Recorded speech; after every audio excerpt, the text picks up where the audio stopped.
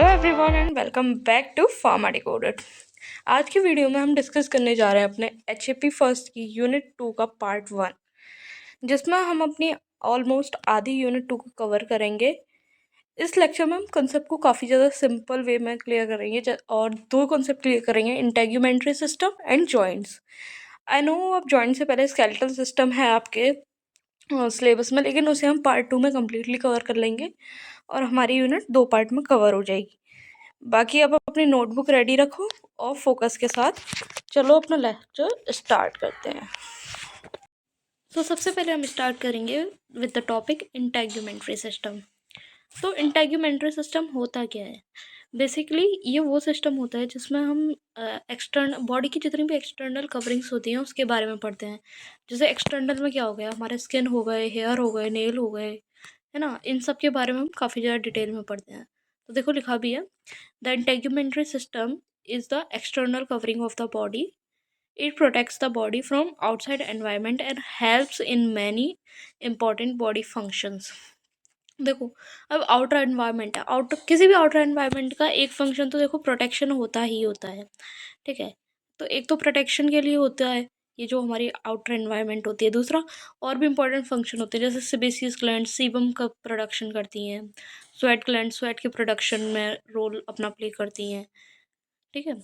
तो हमारा integumentary system basically क्या हो गया, हमारे जितनी भी आउटर कवरिंग्स हैं बॉडी की वो सब चीज़ आ जाएंगी हमारे इंटेग्यूमेंट्री सिस्टम में।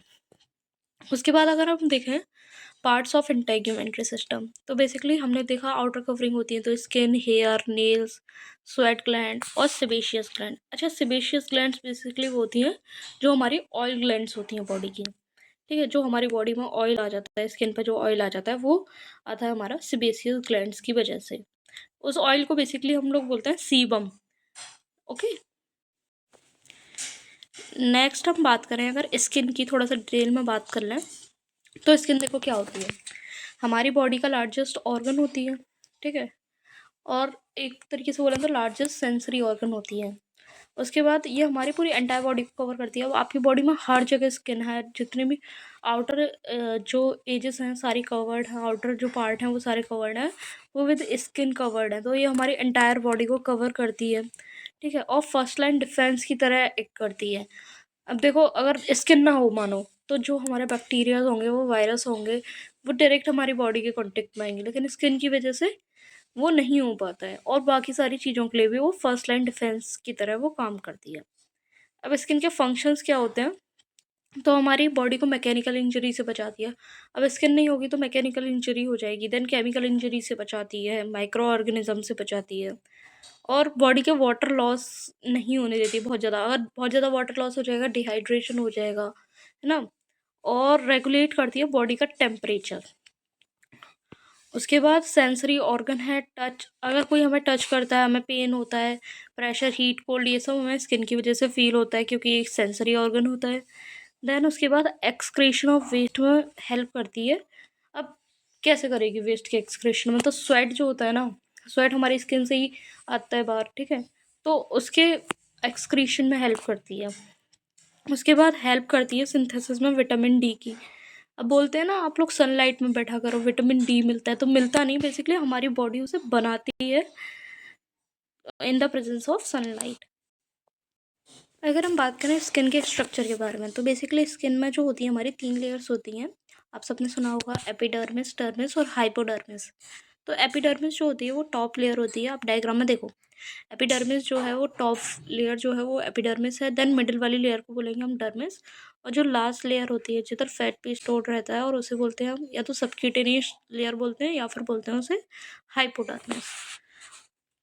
सो नाउ सबसे पहले हम एपिडर्मिस के बारे में थोड़ा सा डिटेल में देख लेते हैं। तो एपिडर्मिस, उसके जर्नल फीचर्स देखें तो सबसे पहली बात तो आउटर मोस्ट लेयर होती है स्किन की, देन इसमें कोई भी ब्लड वेसल्स वगैरह नहीं होती, ए वेस्क्यूलर लेयर होती है ये। उसके बाद ये बनी होती है स्ट्रेटिफाइड स्क्वेमस एपिथेलियल सेल से। अच्छा, ये स्ट्रेटिफाइड स्क्वेमस एपिथेलियल सेल, ये सब चीज़ें हमने अपनी फर्स्ट यूनिट में काफ़ी अच्छे से कवर की हैं। अगर आपने वो नहीं देखी तो आप पहले जाके उसे देखो। उसके बाद अब देखो इसमें कोई ब्लड वेसल वगैरह तो है नहीं, तो इसे जो न्यूट्रिशन मिलता है वो मिलता है हमारी डर्मिस से बाय डिफ्यूज़न, मतलब डिफ्यूज़न की प्रोसेस से हमें जो होता है एपिडर्मिस को हमारे को न्यूट्रिशन मिलता है फ्रॉम द डर्मिस लेयर। सो बात करें हम अपने लेयर्स ऑफ एपिडर्मिस की, तो एपिडर्मिस की बेसिकली 5 लेयर्स होती हैं जिन्हें हम एक एक करके अभी डिस्कस करेंगे। पहली होती है स्ट्रेटम कॉर्नियम। ये सबसे बाहर वाली लेयर होती है और इसमें डेड और फ्लैट सेल्स होते हैं जो कि केराटिन से फिल्ड होते हैं। ये जो लेयर होती है स्किन को प्रोटेक्शन प्रोवाइड करती है और वाटर लॉस को भी प्रिवेंट करती है।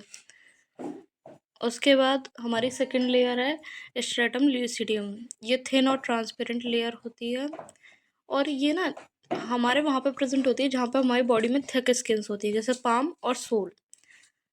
नेक्स्ट जो हमारी लेयर आती है वो होती है स्ट्रेटम ग्रेन्युलोसम। ये लेयर जो होती है ना, इसमें क्रेटो हाइलन ग्रेनुअल्स जो होते हैं वो प्रेजेंट होते हैं और यहाँ से ना सेल्स की डेथ जो होती है वो इसी लेवल से स्टार्ट होती है।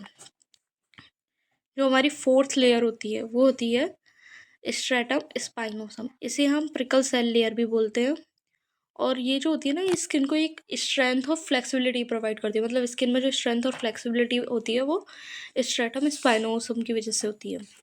एंड जो लास्ट हमारी लेयर होती है हमारी एपिडर्मिस की वो होती है स्ट्रेटम बेसेल। तो ये जो एपिडर्मिस की ना सबसे अंदर वाली लेयर होती है, यहाँ सेल्स एक्टिवली डिवाइड होते हैं और न्यू सेल्स जो होते हैं ना वो फॉर्म करते हैं और इसमें मिलेनोसाइट्स होते हैं जो कि मिलेनिन पिगमेंट का फॉर्मेशन करते हैं जो स्किन कलर को भी डिसाइड करता है। आपने सुना होगा मिलेनिन के बारे में। तो वो जो प्रेजेंट होता है वो हमारे लास्ट लेयर में होता है जो कि स्ट्रेटम बेसेल होती है।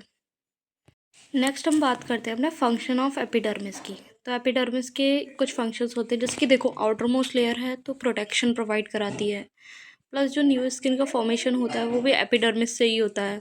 और जो स्किन पिगमेंट्स होते हैं आपने देखा जो हमारी लास्ट लेयर होती है स्ट्रेटम बेसेल, उसमें ही मिलेनोसाइट्स होते हैं जिससे कि स्किन पिगमेंट्स का फॉर्मेशन होता है, स्किन सेल्स का फॉर्मेशन होता है। ओके, उसके बाद अगर हम बात करें हमारे एपिडर्मिस सेल में भी ना डिफरेंट टाइप ऑफ सेल्स होते हैं। तो बेसिकली 4 टाइप के सेल होते हैं, तो वो भी हम देखते हैं। पहला है केराटिनोसाइट्स। तो केराटिनोसाइट्स बेसिकली जो होते हैं वो एपिडर्मिस के मोस्ट अबंडेंट सेल होते हैं। मतलब सबसे ज़्यादा ना यही मिलते हैं हमें एपिडर्मिस में। ऊपर से ये केराटिन प्रोटीन जो होता है ना उसके फॉर्मेशन के लिए रिस्पॉन्सिबल होते हैं और स्किन को स्ट्रॉन्ग और वाटरप्रूफ बनाते हैं।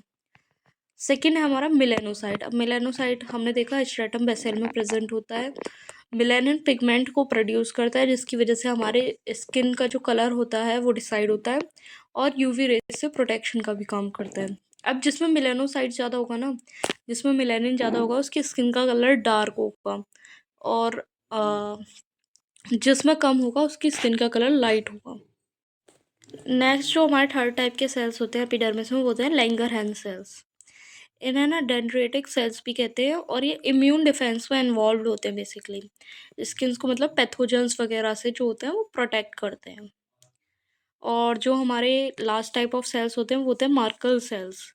ये भी स्ट्रेटम बेसिल में प्रेजेंट होते हैं मेलेनोसाइट की तरह ही, और ये ना सेंसरी रिसेप्टर की तरह काम करते हैं। मतलब टच सेंसेशन वगैरह इस सब में हेल्प करते हैं, टच सेंसेशन, पेन सेंसेशन वगैरह में। नेक्स्ट हम बात करते हैं अपनी नेक्स्ट लेयर ऑफ स्किन की जो कि होती है सेकेंड लेयर डर्मिस। ये हमारी मिडिल लेयर होती है स्किन की और ये थिक और स्ट्रॉन्ग होती है। प्लस इसमें ना ब्लड वेसल्स की ना रिच सप्लाईज होती है। तो तभी हमने पहले भी पढ़ा था कि जो हमारी एपिडर्मिस होती है उसमें भी न्यूट्रिशन हमारी डर्मिस से ही मिलता है, क्योंकि डर्मिस में बहुत ज़्यादा सप्लाईज होती है हमारे ब्लड वेसल्स की। दूसरा अगर हम बात करें ये किससे बना होता है, तो ये हमारा कनेक्टिव टिश्यू से बनी होती है पूरी डर्मिस लेयर। अगर हम बात करें लेयर्स ऑफ डर्मिस की, तो डर्मिस की बेसिकली 2 लेयर होती हैं। पहली होती है पेपिलरी लेयर और दूसरी होती है रेटिकुलर लेयर। जो पेपिलरी लेयर होती है बेसिकली वो थिन आउटर लेयर होती है डर्मिस की, जिसमें कैपिलरीज होती हैं, सेंसरी नर्व एंडिंग होती हैं और यही हमारी जो डर्मिस है उसे वो एपिडर्मिस को न्यूट्रिशन प्रोवाइड करती है। दूसरी होती है हमारी रेटिकुलर लेयर जो कि थिक इनर लेयर होती है और इसमें ना कोलेजन और इलास्टिक फाइबर्स होते हैं। और इसी लेयर में ना हमारे hair follicle, sweat gland, sebaceous gland, blood vessels और नर्व्स, ये सब चीज़ें भी हमारी रेटिकुलर लेयर में ही होती हैं डर्मिस की। नेक्स्ट हम देखते हैं अपना फंक्शंस ऑफ डर्मिस। तो बेसिकली डर्मिस के कुछ फंक्शंस होते हैं जो हम देखते हैं। पहले तो ये स्ट्रेंथ और इलास्टिसिटी प्रोवाइड करता है स्किन को। दूसरा न्यूट्रिशन सप्लाई करता है एपिडर्मिस को। Third, this is responsible for the sensation like touch sensation, pain sensation. और दूसरा, टेम्परेचर रेगुलेट करता है हमारी बॉडी का। एंड जो हमारी लास्ट लेयर आती है, अब उससे देख लेते हैं फाइनली, जो कि है हाइपोडर्मिस, जिसे हम सबक्यूटेनियस लेयर भी बोलते हैं। अब जो हाइपोडर्मिस है वो इनर मोस्ट लेयर होती है हमारी स्किन की, और ये ना लूज कनेक्टिव टिश्यू से और एडिपोज टिश्यू मतलब फैट और टिश्यूज और लूज कनेक्टिव टिश्यूज से बनी होती है। इसकी अगर फंक्शंस की बात करें तो ये फैट को स्टोर करती है, एनर्जी रिजर्व। उसके बाद शॉक एब्जॉर्वर की तरह भी हेल्प करती है, क्योंकि इसमें काफ़ी ज़्यादा फैट होता है तो ये शॉक को एब्जॉर्व कर लेते हैं। दूसरी बात, अब फैट से बनी है, काफ़ी मोटी सी लेयर होती है ये, तो ये बॉडी को इंसुलेशन प्रोवाइड कराती है और हीट लॉस नहीं होने देती है। उसके बाद अटैचमेंट में हेल्प करती है स्किन में, मतलब जो स्किन के अंदर जो स्ट्रक्चर्स होते हैं उनसे अटैच करके रखती है स्किन को। नेक्स्ट है हमारा हेयर, जो कि हमारे इंटेग्यूमेंट्री सिस्टम का सेकंड पार्ट है स्किन के बाद हेयर। तो हमारे स्किन में हेयर होते हैं, आप सबको पता है। तो अगर उस हेयर के स्ट्रक्चर की बात करें तो उसमें बेसिकली ना तीन पार्ट्स होते हैं, मतलब हेयर के स्ट्रक्चर में तो दो ही पार्ट होते हैं, हेयर शाफ्ट और रूट। और तीसरा होता है हेयर फॉलिकल। ठीक है, तो हेयर शाफ्ट जो होता है वो विजुअल पार्ट होता है, जो आप देख पा रहे हो ना अपनी स्किन के बाहर, वो पूरा का पूरा हेयर शाफ्ट है। हेयर रूट वो होता है जो स्किन के अंदर जो पार्ट है, और हेयर फॉलिकल एक ट्यूब लाइक स्ट्रक्चर होता है जिसमें हेयर की जो रूट होती है ना वो एनक्लोज होती है। मतलब ऐसे मान लो कि एक पॉट है, अब रूट कौन सी होती है, जो मिट्टी के अंदर होती है। और उसके बाद शाफ्ट, ऐसे मान लो कि जो जितना पार्ट आपको विजिबल होता है मिट्टी से बाहर, वो सारा पार्ट जो होगा आपका शाफ्ट हो जाएगा। उसके बाद फॉलिकल, ऐसे मान लो जो पॉट है उसे आप फॉलिकल की तरह मान सकते हो। उसके बाद अगर हम बात करें कि फंक्शंस क्या होते हैं हेयर के, तो पहला होता है प्रोटेक्शन। उसके बाद होता है सेंसरी फंक्शन में भी इनका रोल होता है, और टेम्परेचर रेगुलेशन में भी ये हेल्प करते हैं। नेक्स्ट हम बात करें तो वो आ जाता है हमारा स्वेट ग्लैंड्स। तो देखो, अगर स्वेट ग्लैंड्स की बात करें तो जो ग्लैंड्स हमारे स्वेट को प्रोड्यूस करती हैं वो होती है हमारी स्वेट ग्लैंड्स। ठीक है, अब स्वेट ग्लैंड्स भी हमारी डिफरेंट डिफरेंट टाइप्स की होती हैं। जैसे पहली हो गई हमारी एक्राइन स्वेट ग्लैंड्स, और दूसरी हो गई हमारी एपोक्राइन स्वेट ग्लैंड्स। जो हमारी एक्राइन स्वेट ग्लैंड्स होती है वो हमारी पूरी की पूरी बॉडी में होती है, और डायरेक्टली स्किन की सरफेस में ही ओपन होती है, वहीं से एक्सक्रीट होता है हमारा स्वेट। और वाटरी स्वेट जो होता है ना, ये उससे सीक्रेट करती है। और ये टेम्परेचर रेगुलेशन के लिए बहुत ज़्यादा मतलब इंपॉर्टेंट होता है, क्योंकि देखो हमारी बॉडी में जब ज़्यादा हीट बढ़ती है तो तभी तो हमें स्वेट आता है। और स्वेट आता है उसके बाद हमें थोड़ा सा ना मतलब कोल्ड सेंसेशंस मिलने लगते हैं, तो उससे हमारी बॉडी का टेम्परेचर जो होता है वो रेगुलेट हो जाता है। उसके बाद है apocrine gland, apocrine sweat glands. ये हमारे ग्रोइन एरिया, एक्जिला एरिया और जेनिटल एरिया में प्रेजेंट होते हैं। ओके, और ये हेयर फॉलिकल्स में ओपन होते हैं। और ये देखो कब एक्टिव होते हैं, ग्रोइन एरिया वगैरह, ये प्यूबरिटी के टाइम पर ना एक्टिव होते हैं यहाँ पर। और ये ना बहुत ज़्यादा थिक सिक्रेशंस जो होते हैं ना उसे प्रोड्यूस करते हैं। और नेक्स्ट जो अगर हम बात करें फंक्शंस क्या होते हैं स्वेट के, तो देखो सबको पता है बॉडी का टेम्परेचर रेगुलेट करता है। दूसरा, हमारा वेस्ट जो होता है बॉडी से वो रिमूव करता है। ठीक है, जैसे कि हमारे जितने भी सॉल्ट यूरियाज वगैरह हो गए, वो सारे वेस्ट हमारे जो स्वेट के थ्रू होते हैं वो रिमूव हो जाते हैं। नेक्स्ट हम बात करें लास्ट में सेबेसियस ग्लैंड, जो कि हमारा फाइनल पार्ट होता है हमारी इंटेग्यूमेंट्री सिस्टम का। तो बेसिकली ये जो सेबेसियस ग्लैंड्स होती हैं ये हमारी वो ग्लैंड्स होती हैं जो सीबम को प्रोड्यूस करती हैं। अब सीबम क्या होता है, जो हमारी स्किन में ऑयल आ जाता है, बोलते हैं ना हमारी ऑयली टाइप ऑफ स्किन है, तो वो कहाँ से आ रहा है ऑयल, कोई डाल तो रहा नहीं है, तो वो सेबेसियस ग्लैंड्स उसे सिक्रेट करती हैं। और ये जो सेबेसियस ग्लैंड्स होती हैं ये डर्मिस लेयर में प्रेजेंट होती है हमारी स्किन की में। ठीक है, अब इनका काम क्या है सेबेसियस ग्लैंड का, पहली बात तो ये सीबम को सीक्रेट करती है, जो कि हमारी बॉडी को लिब्रिएट करता है, बॉडी और हेयर को, मतलब स्किन और हेयर को ये लिब्रिएट करके रखता है। दूसरा, हमारी बॉडी में ड्राइनेस को प्रिवेंट करता है। और थर्ड है, हमारी स्किन को ना बैक्टीरिया से भी प्रोटेक्ट करके रखता है। नाउ अगर देखें हम इंटेग्यूमेंट्री सिस्टम के ओवरऑल फंक्शंस क्या होते हैं, तो देखो अभी तक हमने जितने फंक्शंस पढ़े वो सारे लिख देंगे, तो वो सारे इंटेग्यूमेंट्री सिस्टम के ही फंक्शंस हैं, तो वो सारे हम लिख सकते हैं। जैसे कि देखो बॉडी को प्रोटेक्शन प्रोवाइड करता है, दूसरा टेम्परेचर को रेगुलेट करता है, sensation, excretion, vitamin D synthesis, ये सारे हमारे इंटेग्यूमेंट्री सिस्टम के ही तो फंक्शंस है। यही तो हमने अभी सारे पढ़े थे, सारे जो हमने जितनी भी लेयर्स पढ़ी थी, डर्मिस, एपिडर्मिस, और जितने भी इंटेग्यूमेंट्री सिस्टम के पार्ट्स पढ़े थे उन सब में यही सब चीज़ें तो पढ़ी थी। तो जो उन पार्ट्स के फंक्शंस हो जाएंगे वही ओवरऑल इंटेग्यूमेंट्री सिस्टम के भी फंक्शंस हो जाएंगे। सो नाउ अगर हम नेक्स्ट देखें तो हमारी वीडियो का जो नेक्स्ट मेजर टॉपिक है वो है जॉइंट्स। तो जॉइंट्स के बारे में हम देखते हैं। जॉइंट सिंपली क्या होता है, आपको जॉइंट से क्या समझ आ रहा है, कोई दो या दो से ज़्यादा चीज़ जॉइन हो रही है। तो जॉइंट्स बेसिकली वही तो होते हैं जहाँ पे हमारे दो या दो से ज़्यादा बोन एक साथ में जॉइंट होती हैं, ठीक है, उसी को तो हम बोल देते हैं कि एक जॉइंट है। अब जॉइंट का काम क्या होता है, तो हमारे मतलब मूवमेंट कराना बॉडी का, और दूसरा हमारे स्केलेटल सिस्टम को ना एक साथ रखना, मतलब जो दो पॉइंट को जॉइंट करके रख रहा है, ऐसे दो या दो से ज़्यादा पॉइंट को जॉइंट करके रख रहा है, तो वो हमारे स्केलेटल सिस्टम को एक साथ रखता है, ठीक है। उसके बाद अगर हम क्लासिफिकेशन का देख लेते हैं जॉइंट्स का, तो बेसिकली एक क्लासिफिकेशन होता है क्लासिफिकेशन बेस्ड ऑन स्ट्रक्चर, और दूसरा होता है बेस्ड ऑन फंक्शन। तो सबसे पहले हम देखते हैं क्लासिफिकेशन बेस्ड ऑन स्ट्रक्चर। तो स्ट्रक्चर के अकॉर्डिंग देखें तो तीन टाइप के होते हैं हमारे joints, fibrous joint, cartilaginous joint और साइनोवियल जॉइंट। जो हमारे फिब्रस जॉइंट्स होते हैं ना, वो बेसिकली मतलब स्कल के सूचर्स में होते हैं, प्रेजेंट होते हैं, मतलब स्कल में जो बोन्स होती हैं ना उधर सूचर जॉइंट्स होते हैं। तो बेसिकली वो होता है हमारा फिब्रस टाइप ऑफ जॉइंट।